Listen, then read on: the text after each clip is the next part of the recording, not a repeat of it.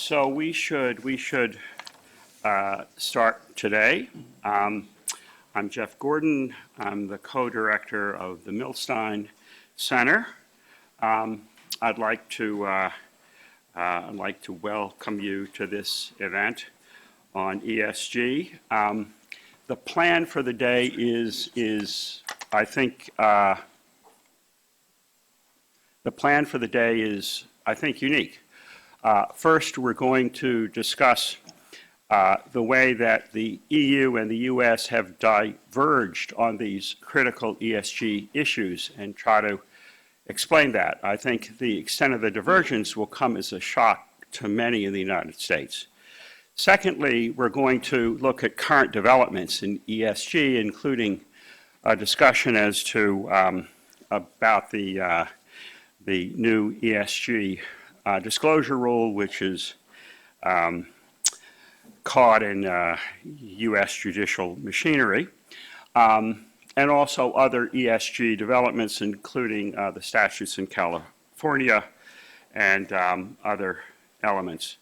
And then the third piece of the day is to consider the particular development of pass-through voting, which is really innovation.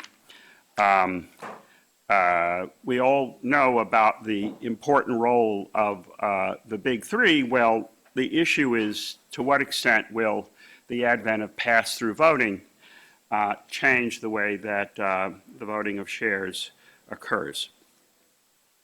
So that's the plan for the day. The planning for this event began some time ago, but it has become, in a sad way, part of a day-long memorial for Ira Milstein.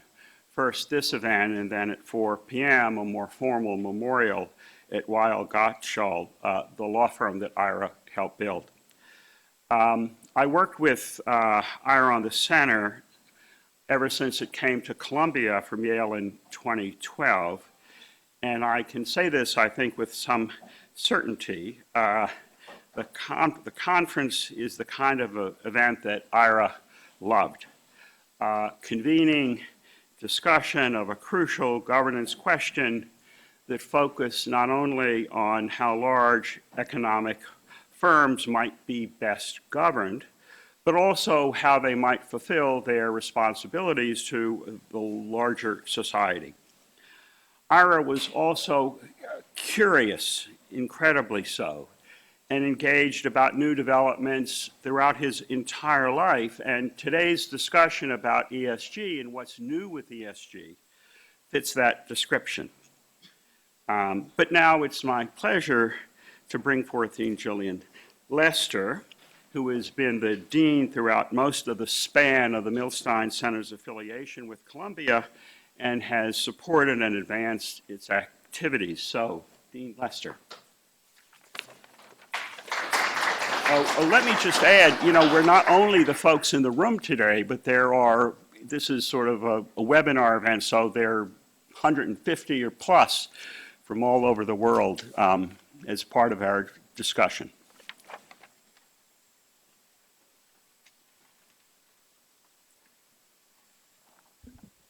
Well, thank you, Jeff, and good morning, everyone, both here in the room and on the Zoom.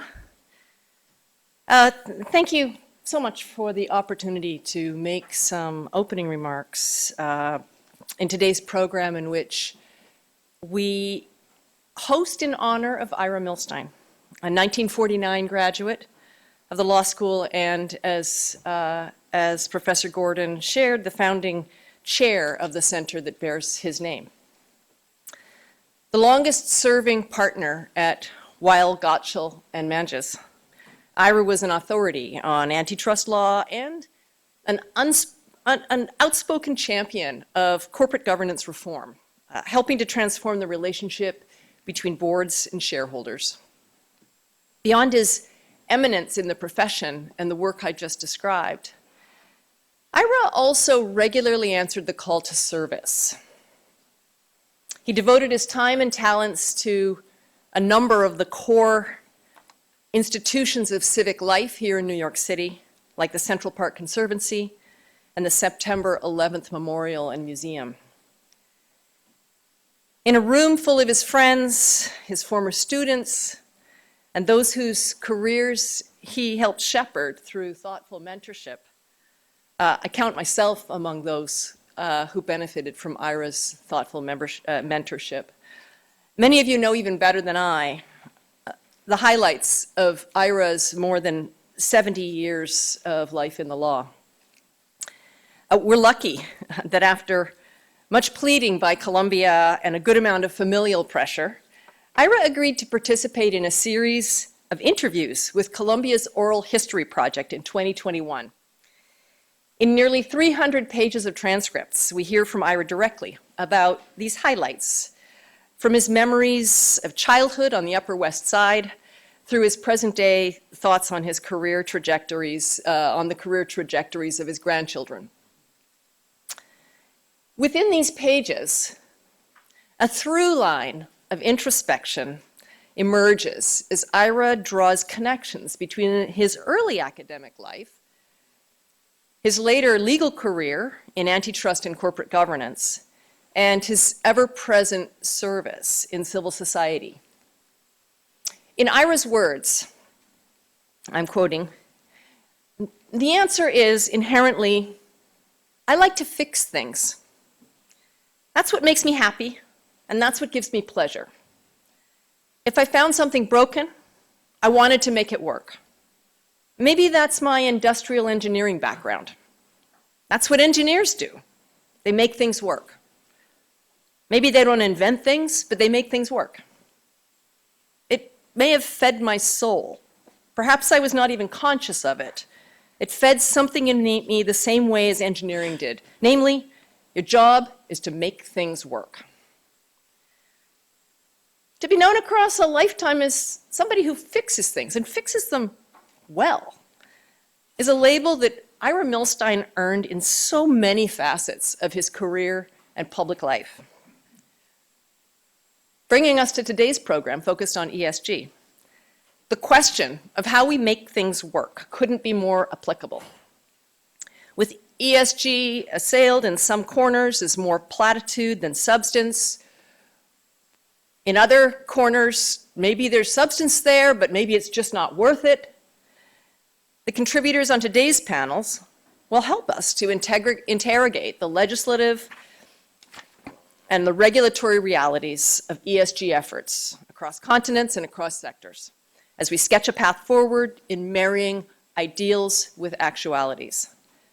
Today's program, I'm very proud to say, boasts an impressive slate of leaders from the legal academy, from practice, and from government. I'm honored to have such a distinguished set of voices as part of our conversation as active participants in Ira's beloved vocation of making things work. I want to extend my thanks to Erica Klein and Molly Calkins back there, waving their hands, for their efforts in organizing today's event. So to Molly and Erica. I also want to acknowledge the faculty leadership of the Milstein Center, Jeff Gordon and Eric Talley. Eric is somewhere in the room as well. There's Eric. Please join me in also thanking our faculty leaders. At this point, it was my job to turn the podium over to Jim Milstein, Ira's son, but Jim woke up yesterday morning with COVID.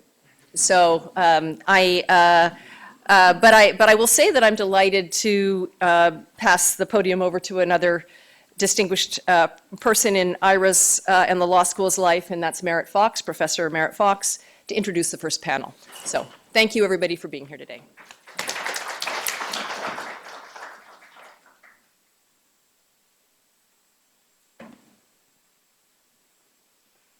Well, good morning, and welcome to the first panel, which is ESG legislation and regulation, EU versus the U.S. We have three distinguished panelists here today. Rebecca Grapsis, who is from Weil. She's a partner there and works in the ESG area, both in terms of advising boards, in terms of strategy, and of course, disclosure. Second, we have a gentleman you've already met, Jeffrey Gordon, who is the Richard Paul Richman Professor of Law, and as we've already noted, a co-director of the Milstein Center here.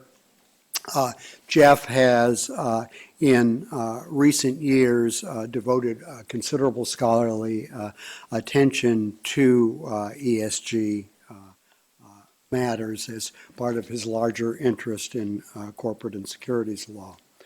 And then finally, welcoming via Zoom, Stavros Gadnis, who is from the University of California at Berkeley Law School.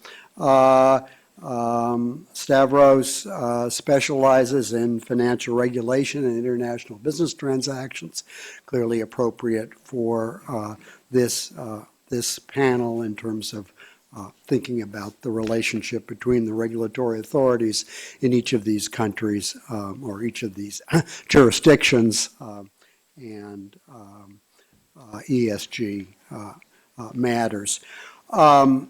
We have about an hour. I've asked the panelists to try to confine themselves to 15 minutes at most, and maybe a little bit less, so we have some time for discussion both among the panelists and then Q&A.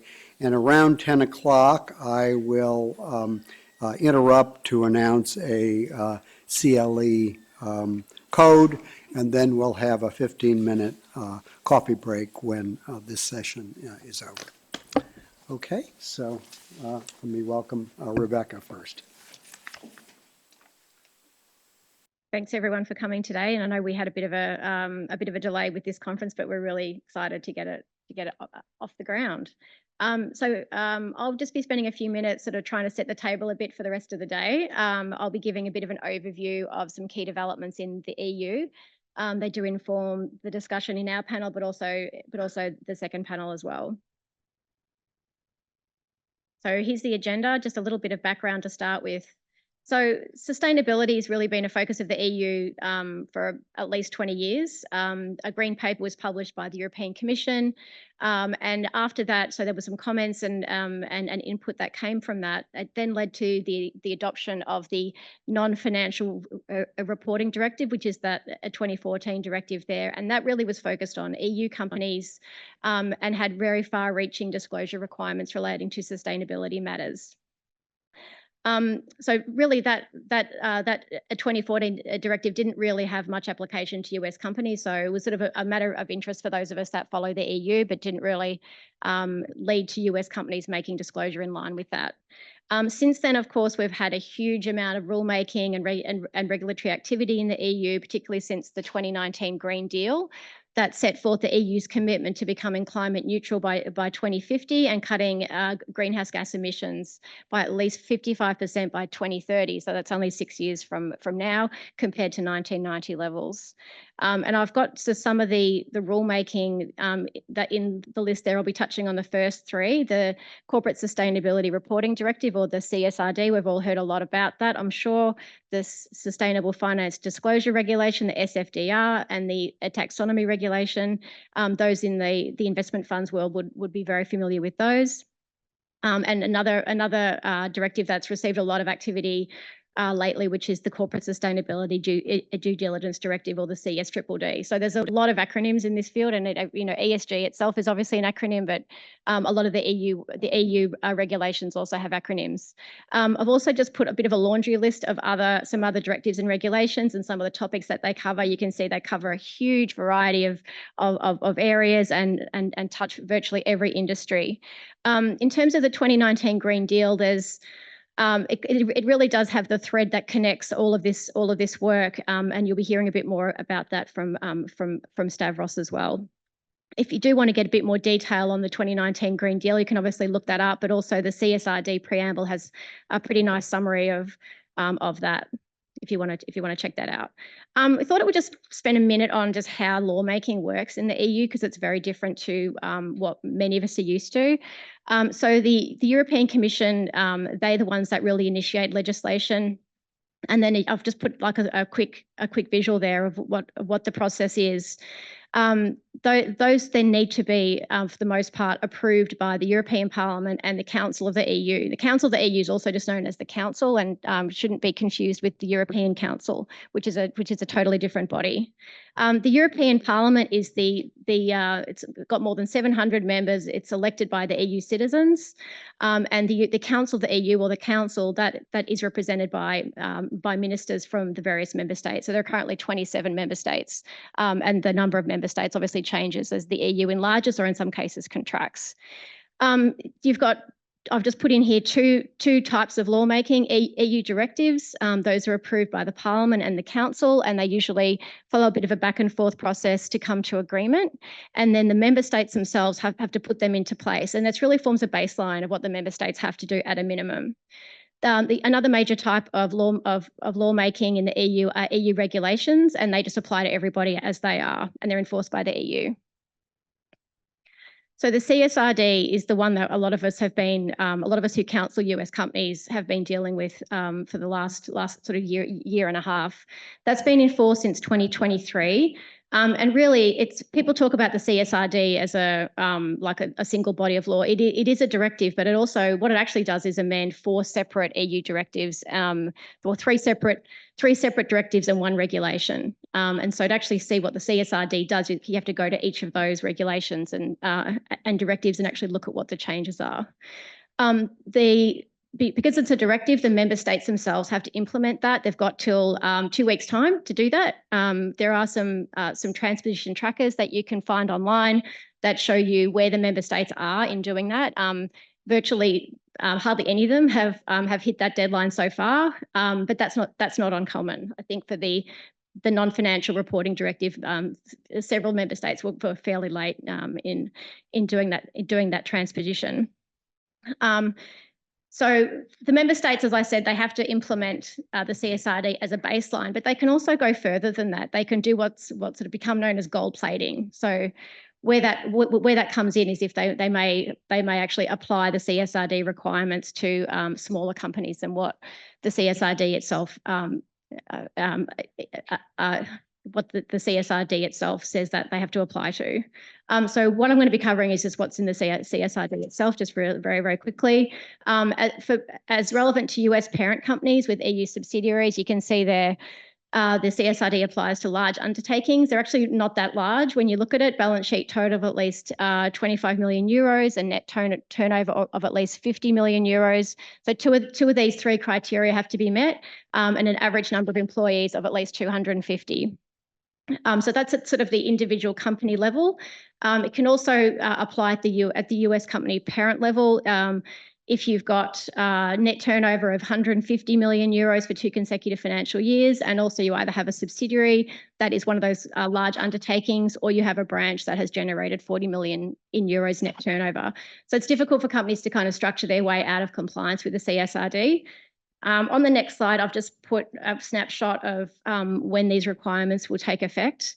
So for US companies, it's really column B that you'd be looking at there is those large undertakings. So if you've got subsidiaries that are incorporated in the EU or doing business in the EU, this is the one that's important here.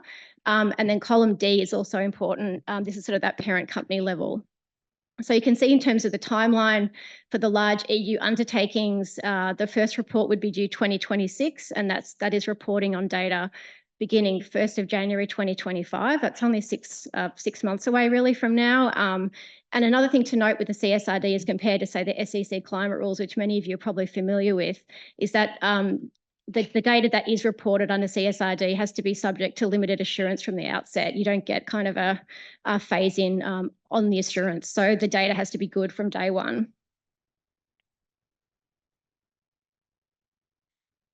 So just to give us a sense of scope, and many of you have probably already aware of this, having counseled US companies, but you've got the CSRD, which is that directive that gets implemented by the member states, but then the actual reporting, what needs to be disclosed is contained in the European Sustainability Reporting Standards, or the ESRS, and those have already been promulgated. There are going to be some additional sector-specific ESRSs, and also for non-EU companies as well, but they're all still to come. And there's also some guidance available if you are looking at really specific questions about how these rules apply, and what disclosures might be required. There's a Q&A portal, and EFRAG, which is the organisation that's promulgated these standards. They are putting out questions and answers on a fairly regular basis, so you can check that out. There's also some non-binding implementation guidance that's just been finalised as well, and that's covering things like how to apply the materiality standard, which we'll cover it shortly. So in terms of these standards, they cover really 3 buckets: the E, the S, and the G. I've got a little green box there that shows the scope of these subjects that are covered here. And the standards themselves go into a lot of detail. There's like 1,000+ data points that need to be covered, but they are subject to this materiality qualifier, which, as I mentioned, will be discussed soon. These disclosures do need to be subject to assurance. It's a limited assurance standard from the outset. The European Commission is supposed to be looking at whether or not reasonable assurance is going to be the standard to be applied. So we'll see how that rolls out over time. The disclosure also needs to be digitally tagged. I did mention double materiality. So this is really different from the SEC rules, is that we're not just looking at financial materiality, we're also looking at what they call impact materiality. So it's how do these issues affect the wider community? So it's not just the company's impact, but also more broadly than that. And so a sustainability matter may be material from an impact perspective, financial perspective, or both, and the implementation guidance goes into a fair bit of detail about that.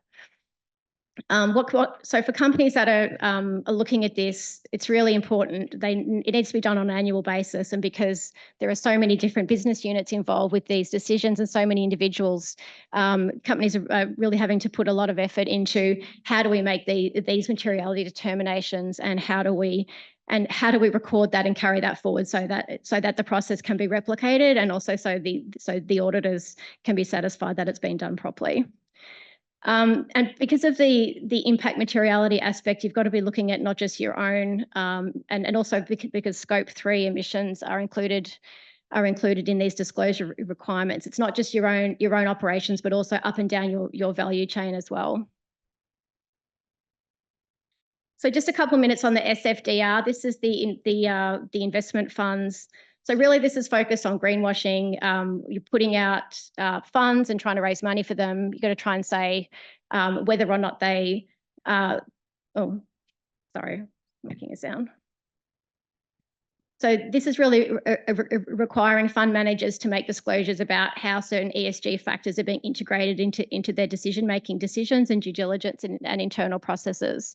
So this has only been around since 2019. It's only been in effect for a few years now, but already it's been subject to a very extensive assessment and review. Just a few days ago, the European supervisory authorities came out with an opinion that is proposing fairly wide-ranging changes to how the SFDR is going to work. This is where it stands now. Funds are categorised as either Article 6, they're just the mainstream funds, Article 8 or Article 9. Article 9 are where the objective of the fund is to have a positive impact on the environment and society. There is data that shows funds how funds are moving in between these funds, sort of who's getting more funds in and who's having funds coming out. There's also many funds have been reclassified over the last few years as well.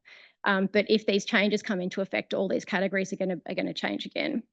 If you're interested in the data around that, Morningstar puts out a quarterly report. That's very helpful. Just quickly on the EU taxonomy. So this is an EU-wide classification system that requires identification about what economic activities are considered environmentally sustainable. It's interrelated to the SFDR and the CSRD. So again, these EU rulemakings often have to be considered together. So you need to make these disclosures in either your annual reports or your pre-contractual documentation. So this is really the one that's important here, is whether or not something, an activity is considered environmentally sustainable. You've got to meet these 4 tests, at least one of the 6 environmental objectives. So in the box there, you can see climate change mitigation, adaptation, sustainable use of water, marine resources, circular economy, pollution prevention, biodiversity and ecosystem. So very environmentally focused here. It's sort of obviously the E and not the S or the G that some of those other rulemakings are targeting as well. It's also important that does no significant harm to any of the other 5 environmental objectives. So you can't kind of go hard on one and then sacrifice the others to do that. The CSDDD, I'll finish on this. This is the due diligence directive. It's just got adopted a few days ago. It still needs to be published in the official journal. And again, because it's a directive, it needs to be transposed by each of the member states within 2 years. The earliest compliance for the biggest companies is for 2027 and 2029 for the smallest companies. There's been a lot written in the news about the scope that's been reduced through the negotiations, and I know Stavros will talk about how the lawmaking actually works for the EU. But this is where it stands now. And again, that the member states can always gold plate this if they want to. EU companies and parent companies with over 1,000 employees and annual turnover of more than 450 euros. It also does apply to non-EU companies with annual turnover in the EU of more than 450 million. This did get people have said watered down over the negotiations, but still will impact smaller suppliers anyway, because it does bring in all of the due diligence around the supply chain. And just to really quickly compare before I hand over to Jeff, is just to compare it to what we're used to seeing in the US. Obviously, federal law, federal agencies are subject to their own constitutional challenge at the moment. We should be getting a ruling very soon. And then state law, obviously, especially in the ESG space, there's been lots of activities in this area. The stock exchanges are also putting into disclosure requirements, and plus there's all the guidance and comment letters and enforcement actions and non-prosecution agreements and so on and so on. So there's lots of different places for us to look as well when we're trying to figure out what the status is in the US. But I'll hand over to Jeff. Thank you. Okay, thank you very much. And we'll switch things over to Jeff Gordon. Part of what I want to do is to, in a sense, to underscore the vast scope of what the EU is doing in the ESG area, which, as everybody in the room knows, is a far cry from what has occurred in the United States. So, as Rebecca said, there are several elements, one of which is a stewardship code for asset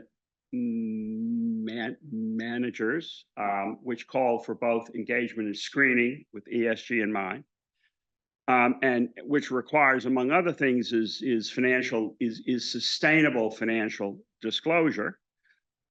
So folks who buy investment assets can know exactly the extent to which they are sustainable or not.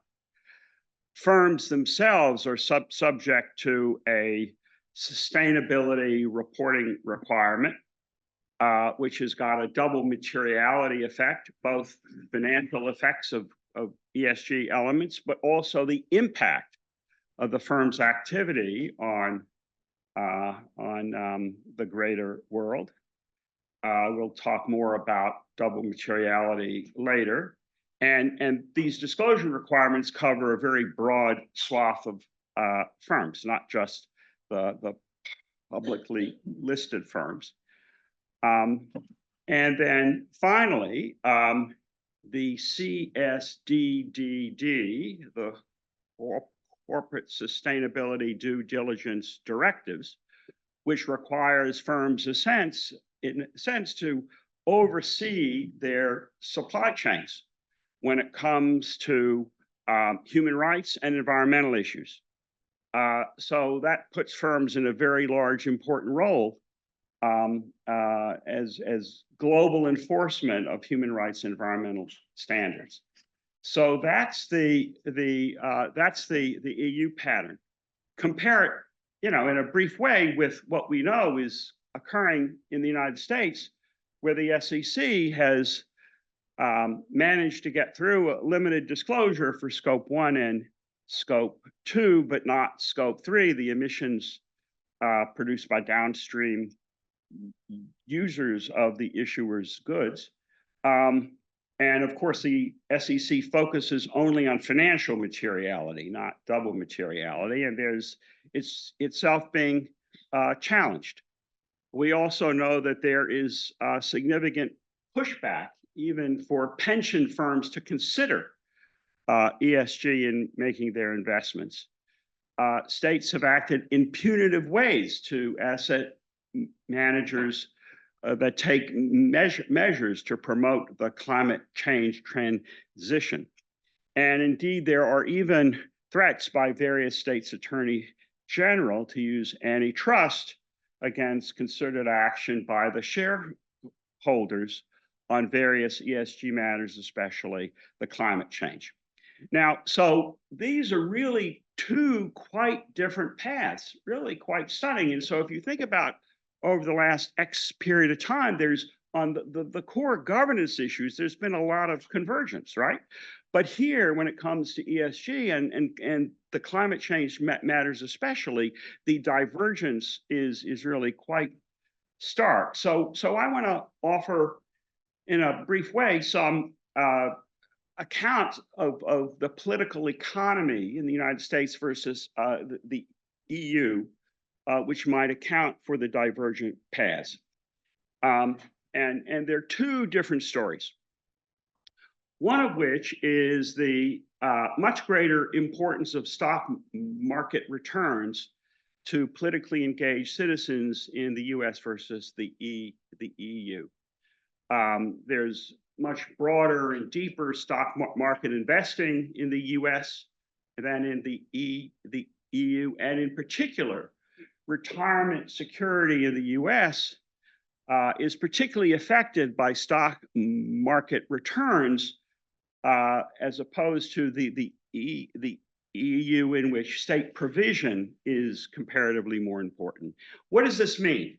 It means that politically active citizens in the US will be less tolerant of ESG versus share price trade-offs than perhaps in the EU. So there is just a different political constraint here versus there.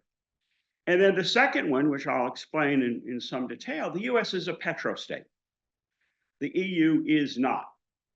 And there are powerful economic actors in the United States which have incentives to minimize the climate change threat and to coalesce with other groups who have other pieces of ESG that they oppose, and you get a general attack on ESG across a broad spectrum, including but not limited to the climate change risk. So let me briefly describe both of these things. On stock ownership, for example, the US, 50% of households own stock, half in the EU. But particularly important is the amount of wealth that is reflected for the households that do own stock. In the United States, the households that own stock, 30% of their wealth is in those stocks. The EU, it's 7%. So obviously, the lower stock market participation rights and the lower wealth effects associated with stock price changes means that EU governments and firms will have greater freedom to take ESG actions that may affect stock market returns. And this in the EU is particularly enhanced by the fact that foreign owners own 30%. So there's a lot of externality of the effects on stock price borne by foreigners, not even by EU citizens. So that's one the general stock market ownership difference between the US and the EU. But let's focus more specifically on stock market returns. In the United States, retirement provision. In the United States, Social Security is a thin level of state provision. And as folks in the room know, beginning in the 80s, firms moved away from the defined benefit plan to the D, which provided a fixed payout and imposed risks of return variability on the firms that provided the plans, to DC plans, which employees manage and increasingly move to stock market investments. The retirement focus also affects who owns stock in the United States. Stock is disproportionately owned by boomers, right? Who are thinking about retirement, not the millennials for whom retirement is in the far future. The interest, again, this is another showing of why stock market effects in the ESG matters will have greater salience in the United States than the EU. Now, retirement provision in the EU, it's basically thickly dependent upon state provisions. And the occupational pension plans are common, but in limited places. And in general, the shift from the DB plan to the DC plan has not occurred, which means in general, the provision of fixed payouts puts the firms as the risk bearers for that. Thus, citizens are not affected by the variability in stock market returns to the payoffs that they get in retirements. And this, the claim is, gives EU governments a great deal more freedom to take ESG measures that may affect stock market returns, and I think is a significant explanatory factor of the pattern that Rebecca set forth. The final political economy piece is the US is a petrostate. The EU is an anti-petrostate. And this is reflected in the value of oil and gas production in the US as a fraction of GDP, the value of oil and gas reserves in the US and comparatively the EU. So basically, I've got some charts here, but I don't want to go through the detail of it, but basically the value of US oil and gas production in 2023 was $364 billion. The value of the natural gas production was $224 billion. So that's a total of $588 billion. You add another trillion for refining and related activity. So the industry impact was $1.7 trillion, which is about 6.3% of GDP. And in some years, it's been even higher as a percentage of GDP. What's the value of proven reserves in the United States? Oil and gas, oil about $3.75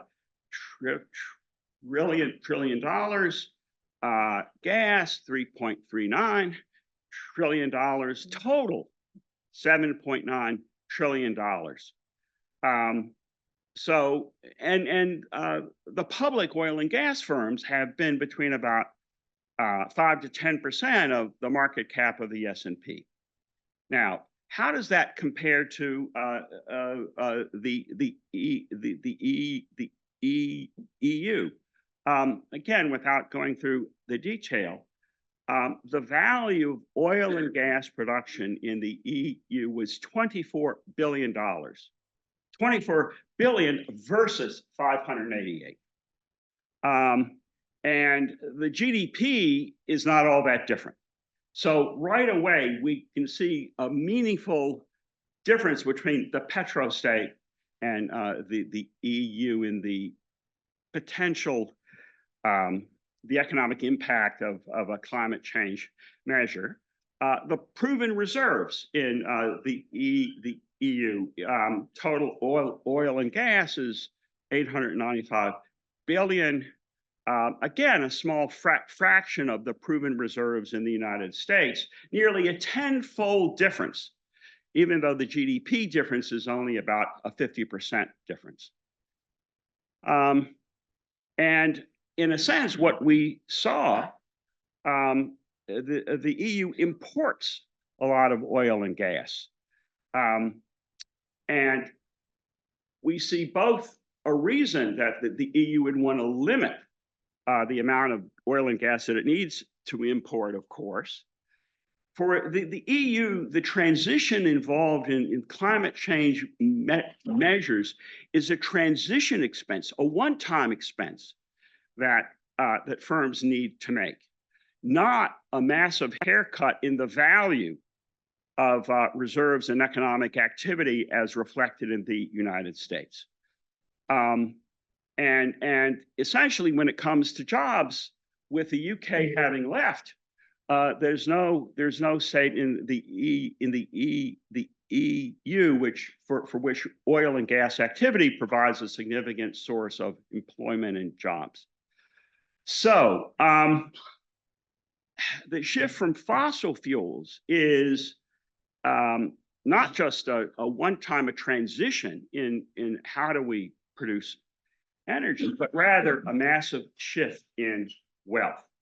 And it might also be noted that in the United States, a lot of oil and gas reserves and a lot of economic activity is in the private firms, which are not going to be exposed to the public governance pressure that we have seen. And indeed, the private ownership of these assets will increase because the public firm are under great pressure to go green. And so the brown assets will end up in private hands. Okay, so the final point is these fossil firms with a huge economic stake to protect have incentives to engage with, to form a coalition with opponents of other aspects of ESG. So there's a bundle ESG, which includes the climate change. But if you can put together not only the climate change concern, but also the anti-woke concern, the anti-DEI, and coalesce in a politically potent way, you can see why another element as to why we see the divergent paths in the U.S. versus the EU on not only the climate change, but other elements of the ESG potential agenda. Thank you very much, Jeff. And now we will move on to Stavros on. Yes, thank you very much. Thank you very much first for the privilege to participate via Zoom. I was very much looking forward to joining this conversation, but unfortunately when the event got rescheduled, I was slated to be in Greece for another conference later this week. So I'm very grateful for allowing me to participate via Zoom. Now, my points are really complementary to Jeff's. So Jeff laid out kind of some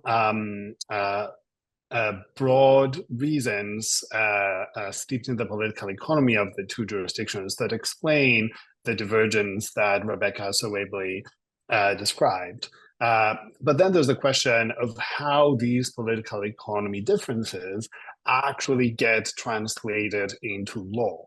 And what I'm going to be arguing is that there are features in the EU policymaking structure that magnify some of these differences, that Jeff has identified. And more specifically, policymakers in the EU are independent, not subject to electoral ups and downs, and therefore more likely to act on climate issues. Since they're not swayed by the electoral cycle, they can afford to take a more long-term perspective. Now, the EU Commission, as we'll see, is more similar to an independent executive agency. However, one that has huge agenda-setting powers and fewer constraints than comparable US agencies. In addition to this dynamic, the EU already had created these institutions because of the need to impose uniformity in the common market. And this need for uniformity further powers the engine of regulation. We will see that for that reason, international bodies are more influential in the EU. So bodies like the Financial Stability Board, which established the TCFD about governance and climate governance in companies, or the ISSB, the International Sustainability Standards Board. These are more influential in the EU.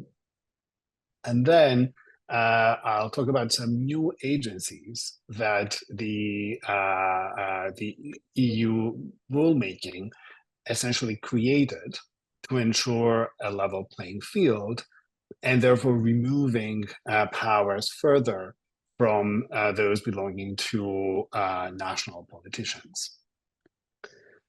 So, but first, let me kind of try to convince you about why policy structure matters and why this is important. So, one of the questions, I fully agree with Jeff's points, but one of the questions that I had reading his work is, does the public really understand where their interests lie, and how big is the difference between the US and the EU, in the public, in the US and the EU, with regard to support for sustainability and action against climate change?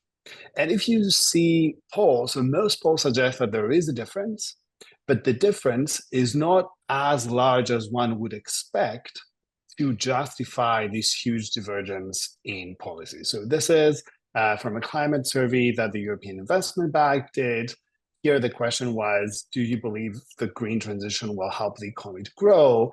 And as you see, the levels are similar. Now, of course, if you ask people, do you want less climate change?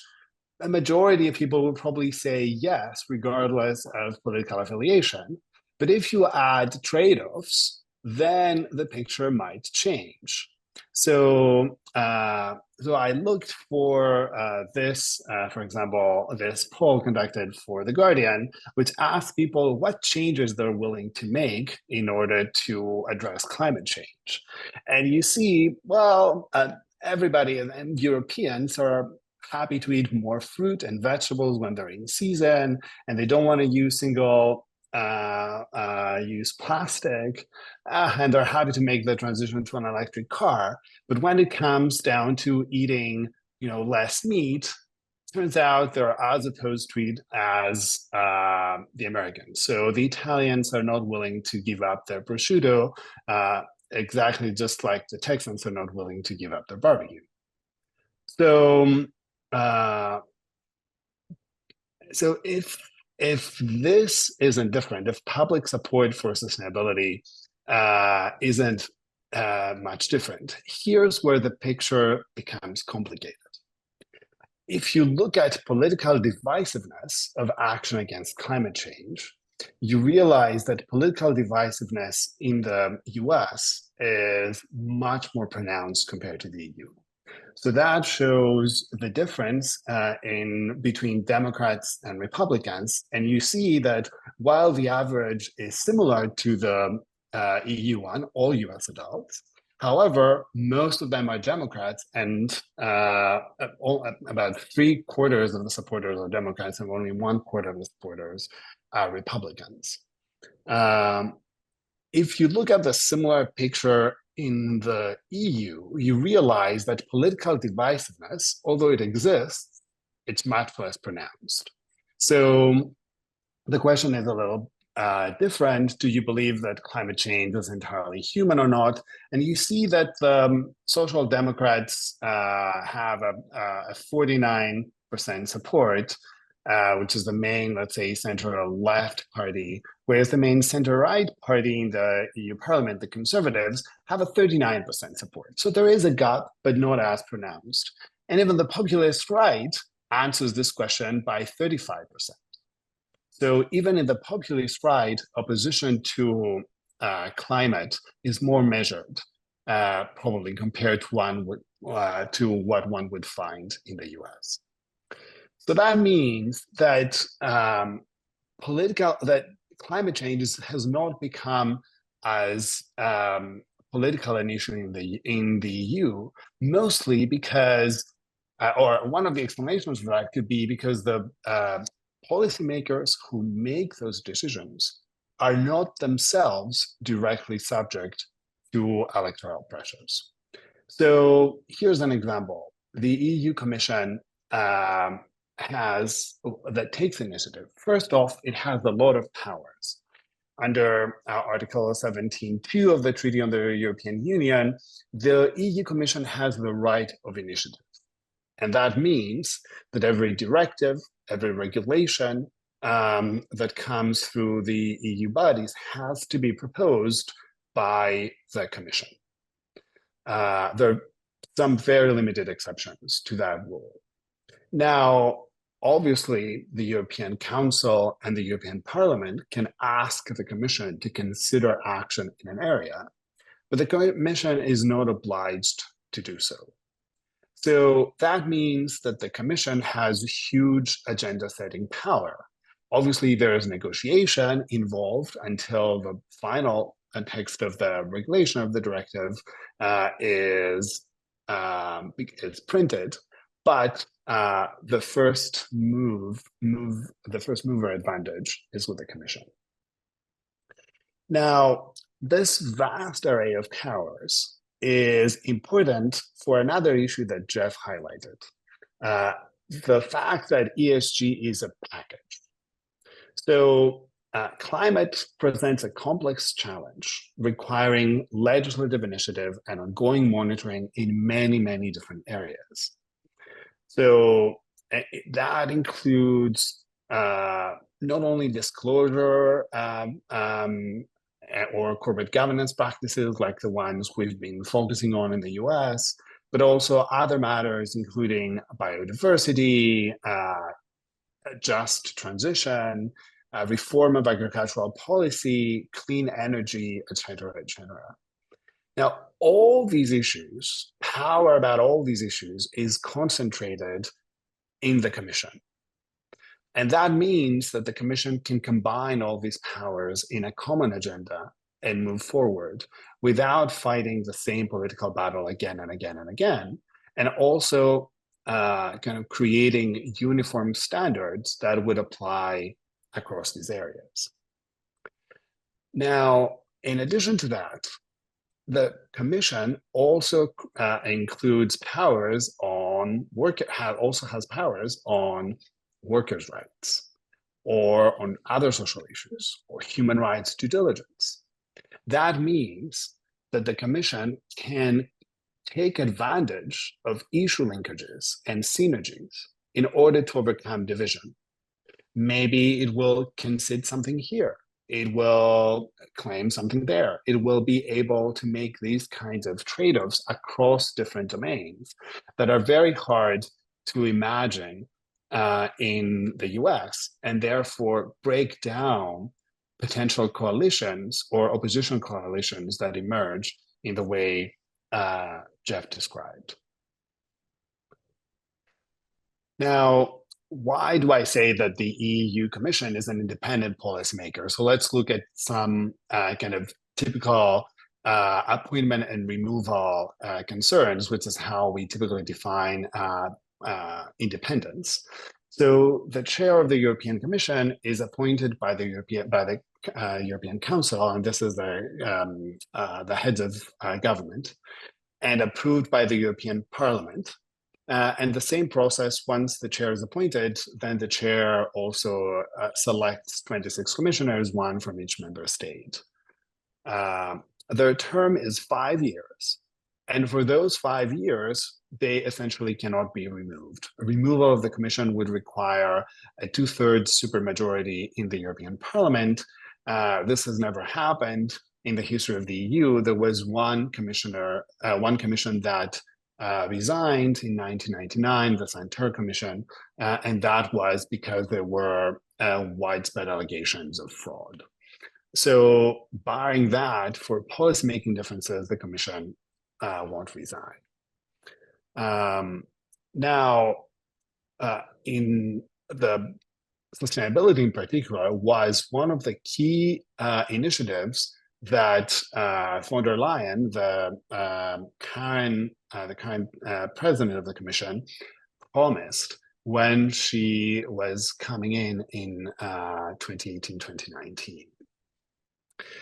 And this, she managed to get a lot of governments to agree with a broad policy agenda without actually discussing specifics, right? And the fact that she brought it up gave the Commission broad political backing to undertake a series of ambitious initiatives. Now, I haven't really counted them, but by broad, according to broad estimates out there, this includes about 50 different policymaking initiatives, including some with broad budgetary and regulatory implications across a range of issues. Now, why is the Commission doing it? So I thought I would include that slide just so that you don't misunderstand me into saying the Commission is doing everything right, they're thinking for the long term, whereas we in the US are being so short-termist about it. So it is absolutely correct that sustainability and climate change are one of the main concerns in the Commission, but there are also other concerns as well. So first off, one of the reasons that the Commission is a good forum for making these choices, making these allocations, is because there are huge concerns among member states about how costs are going to be allocated. And the Commission, with its supranational ambit, and the Council, where there's negotiation among that, is there to actually protect the interests of some states. So Italy and France are huge beneficiaries of subsidies from the EU towards agriculture that will help their agricultural industry transition. But in addition to that, there are also geopolitical concerns. Now, Jeff mentioned that the US is not a petrostate and the EU is not. Not only that, but as he said, the EU found itself reliant on Russia. And when they decided to transition to electric cars, they're now concerned they're too reliant on China. So they want to gain initiative and shape global policies in the EU's image and kind of reduce their reliance from them. And then, do you need to make an interruption, Merit? I think you mentioned that you need. Just we need to finish up in the next couple of minutes.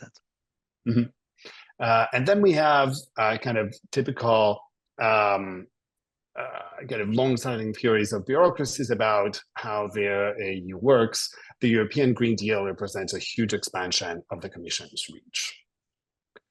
Now, when we're discussing this, Jeff asked me, well, how about the European Parliament? What do they do? Now, as Rebecca said, the European Parliament has 705 representatives from member states, but it's actually national parties that run the campaigns. And then the elected MEPs merge into EU-wide parties, and party discipline is very loose. We've seen the European Parliament win concessions, but they never really reverse a Commission proposal. And for sustainability in particular, the European Parliament has remained very supportive, sometimes even pushing the Commission to adopt even stricter measures and deadlines. So I've included here the overall votes for the initial Green Deal measure, but I'll skip that in the interest of time. Now, you might be worried that the ascendancy of the extreme right might signal a change on climate policy in the US. And it's true that extreme right parties are more critical of climate initiatives and worry of Brussels overrun, but they don't question the science of climate change, which is something that you see in the US. And they definitely tend to propose course corrections rather than complete shifts. So you have here Giorgia Meloni, the Italian prime minister, that says the right loves the environment, but criticizes green fundamentalism. Why? Because they want to invest more in technology and subsidies as opposed to behavior change. So now, I mentioned before that international bodies are more influential in the EU. The Commission itself is involved in various capacities in international negotiations. It participated in the negotiation of the Paris Agreement. It participates in the Financial Stability Board, which established the TCFD framework.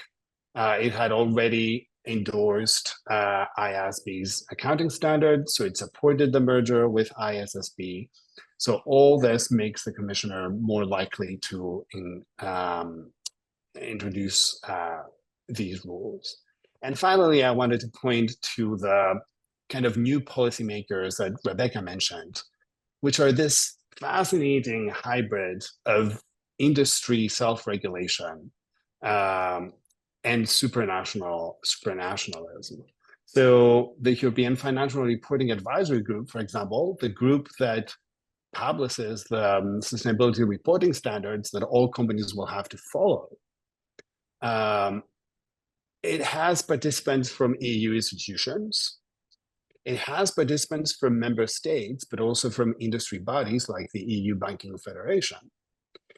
But it also has participants from civil society groups like WWF or Better Finance. So not quite Greenpeace, but we're getting there as actual rule makers. And the taxonomy platform of sustainable finance is a similar hybrid with these are private bodies with experts, and they are the ones making the choices. So again, more independent and less likely to be subject to electoral pressures. So this is my overall remark. The policymaking function with the emphasis on independent and private expert groups leads to kind of less politicization of the issue in the EU. Okay, thank you very much, Stavros, and let's have an applause for the.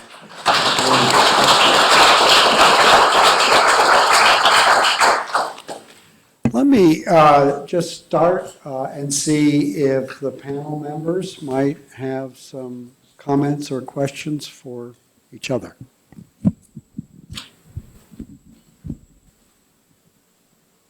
They all love each other. Okay. Let me then take some questions from the audience. Yeah. Hi. My name is Paul Riston, and I work on... Mike. Yes. My name is Paul Riston, and I work on disclosure regimes.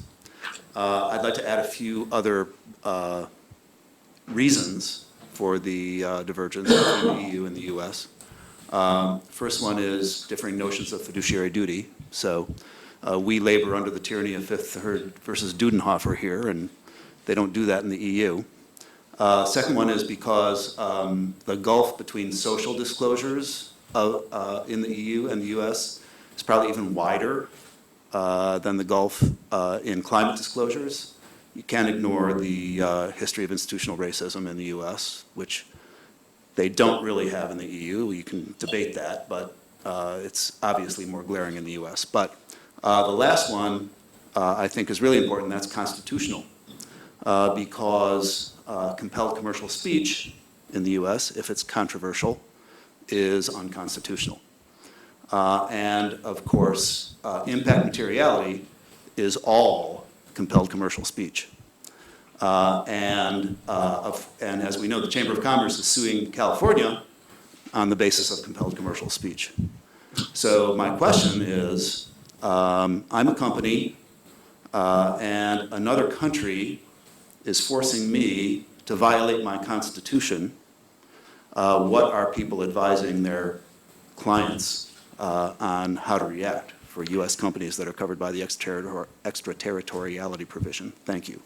Maybe we want to start with Rebecca on that, but before, let me just do my duty and give you the CLE credit code, which is C as in Charlie, L as in Lucky, 6414. Rebecca, do you want to start with that? Is this working? Yeah. Okay. It's a really interesting question. I haven't heard of any challenge actually being brought yet, and it might be because the first sort of phase that US companies are thinking about is the EU subsidiaries. It's more that next sort of 2029 piece. But there has been talk about it sort of generally, but I don't know if a company will actually bring, it seems ripe to do so, but haven't actually seen that yet. Whoops, is this working? Yeah. I guess I would, I mean, it seems to me that the points you make are outcome of the political economy differences. So the reason that fiduciary duty in the EU is perhaps broader is, I think, related to different conceptions or different impacts of the stock market effects of different conceptions of fiduciary duty, which is kind of consistent with the ownership points that I made. The claim that commercial speech or disclosure violates First Amendment rights is rare in the United States, and I think is a product of recent political activity. But to the point is that I don't see how there's a constitutional issue for a U.S. firm that does activities in Europe that has to disclose activities pertinent to the EU footprint that it has. It may, on a voluntary basis, then apply whatever disclosure it needs to make as a condition for its activity in the EU on a multinational basis, just for convenience. But it seems to me there's no U.S. issue associated with the non-obligatory EU activities of a U.S. firm. The EU certainly has got the right to set the conditions on which that economic activity can occur within its borders. Other questions? Yeah, go ahead, Stavros. No, I wanted to say also I may add something on the social issue that the question raised. I totally agree that in social issues, the gulf is wider. And if you look at a greater range of jurisdictions, if you look at what's happening with ESG in Asia, for example, you will end up with even bigger differences. And I would say that in these areas, there are also cultural aspects. Of course, there's the history of race, which is different in the US compared to the rest of the world, but there are other cultural differences that come up as well. And there's a whole field in business and human rights that discusses those cultural differences and the different conceptions of human rights. But you're absolutely right. Yes, George. Thank you, Merit. I'm Georges Jeu. I teach international banking and finance at Columbia Law School. I was very pleased with the panel because for the first time I saw a balanced view of and a clear description of what you call the policy fracture that exists between the EU and the US. And it's pretty unique that to have such a fracture between the two continents. But I would like to tell you that what has been said in terms of what Jeff has been saying to all of us, I would like to say that there are three elements that play a role. The first one is clearly that the policy divide is based on the fact that Europe is dependent. And fundamentally dependent means the first thing that on geopolitical side, the dependency from Russia or the dependency from the Middle East is playing a huge role. The second one is clearly that the process of taking decisions in this field is very well received by the population. But the third one that is not very often put forward is the huge impact on the balance of payment of Europe of that dependency. Because if we have only 1/10 of our production produced internally and 90% imported, that creates a huge imbalance, which, by the way, we have in common with Japan. Thank you. Comments from the panel? Well taken points, I think. Okay, I think we are running a little bit behind. I've been told that we have to pay the price for that by cutting our coffee break short. So it's 10:22 now. Let's regather here at 10:35. Applause for tonight. That was a really good